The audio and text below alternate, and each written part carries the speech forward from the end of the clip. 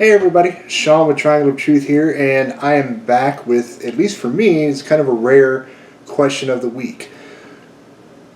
I want to know, in your opinion, what makes a good comic?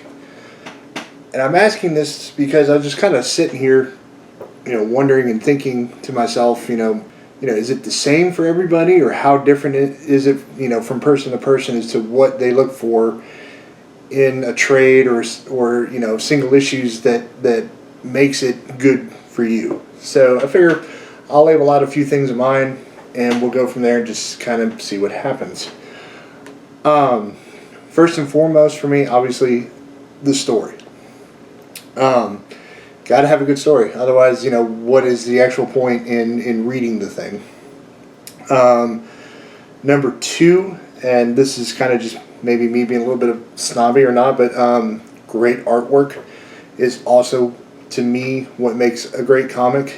A lot of times I've picked up a book, usually a trade, because you can't obviously look at most single issues, and I'll skim through it, and if I don't like the artwork, a lot of times I won't actually buy it and read it to give it a shot, despite the fact that there are people who might tell me, hey, that's so good, you really should read it. Well, I can't stand on how it looks, and quite frankly, that's a lot of the reason why, for instance, I haven't read a lot of Ghost Rider stuff. A lot of the artwork I've seen in those books just throws me off, can't stand it, so I really haven't read much of it, despite the fact that he's actually truly an amazing character. But that's like an example of a book I can think of.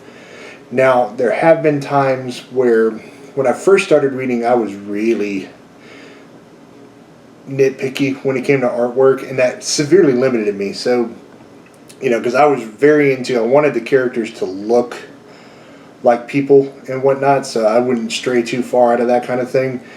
But I started expanding on that, like God Country, which is, if you follow the channel, is my favorite story that I've ever read.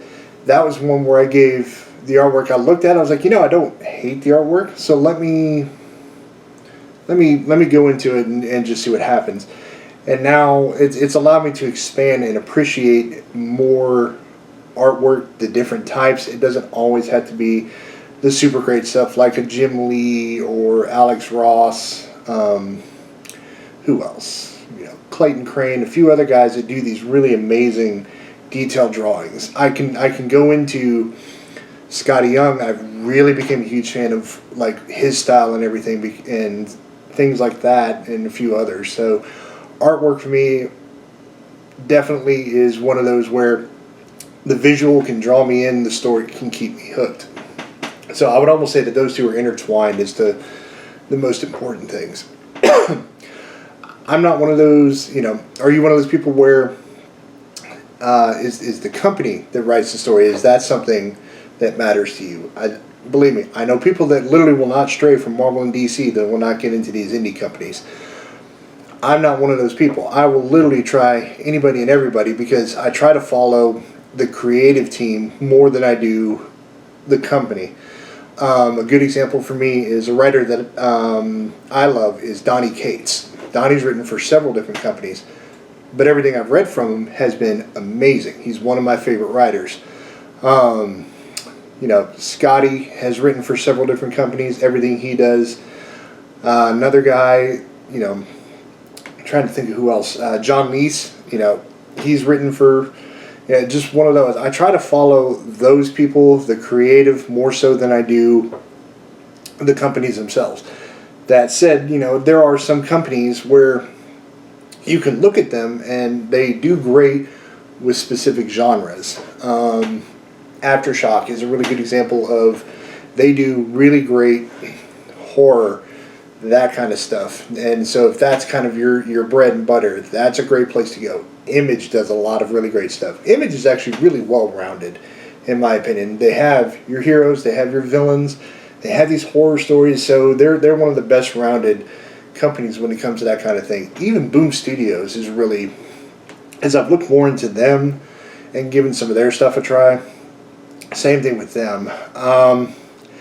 Stuff like that. But I also, I really like limited run kind of stories, there are very few like stories that I have that you'll see me talk about outside of maybe like Something is Killing Children that are ongoing. A lot of the things that I've read up to now, at least, have been these short mini-series runs. A lot of them usually are like 6 issues. You get that, you get a trade that's boom, here's your story.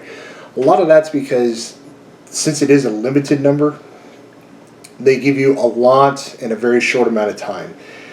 And so it's one of those kind of wham bam thank you ma'am type deals, and I found that I gravitate towards those quite a bit. I'm trying to branch out and read some of the bigger stories. That's why with Something is Killing the Children, I've actually kept that in my box and read the single issues and just keep going through that and whatnot. I'm trying to read Animosity, which is still ongoing for the moment. That's actually an amazing story. If you've never read that, we have a review here on the channel from Jenna. Check it out. It's such an awesome series. What else is there? Stuff like that. And I also think I like humor in my comics. Granted, that aside, I've been reading a lot of your horror, gory stuff this year, but I love a comic where there's still, for whatever reason, there's a sense of humor. Probably why I like, Pestilence is really the first horror comic I read, and for whatever reason, there's a couple of moments in there, and I say horror comic, it was a slasher gore story type deal. It was dark, but there were moments in there that I laughed out loud, and I've just had things like that, so I've always enjoyed those kind of things. Quantum and Woody are some of my favorite comics to read because they're so funny. Same thing with like Archer and Armstrong, and things like that.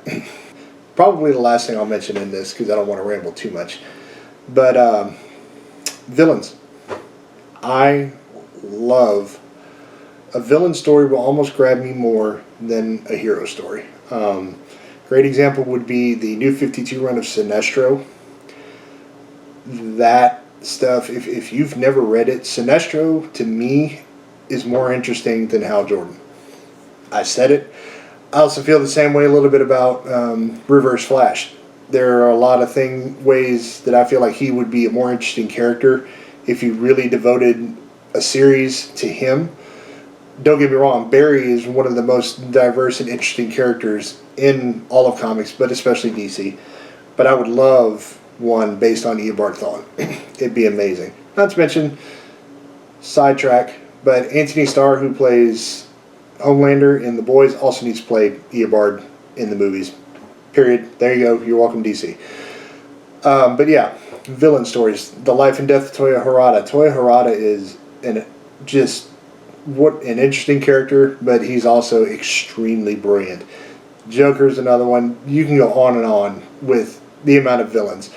So I guess, yeah, those for me are the big things. It's a great story, artwork, humor, shorter stories, and then of course a great villain. That's just, to me, those are what make great comics, great stories. And so let me know in the comments, is a lot of your list the same as mine? Is it extremely different? What are the things that you look for? I'm actually really curious to hear this, because I know everybody's different. Even between just the three of us here on the channel, we all look for very different things when we constitute what we like and what makes a great story to us. As always, everyone, stay safe, stay healthy. We'll catch you next time. Later, everyone.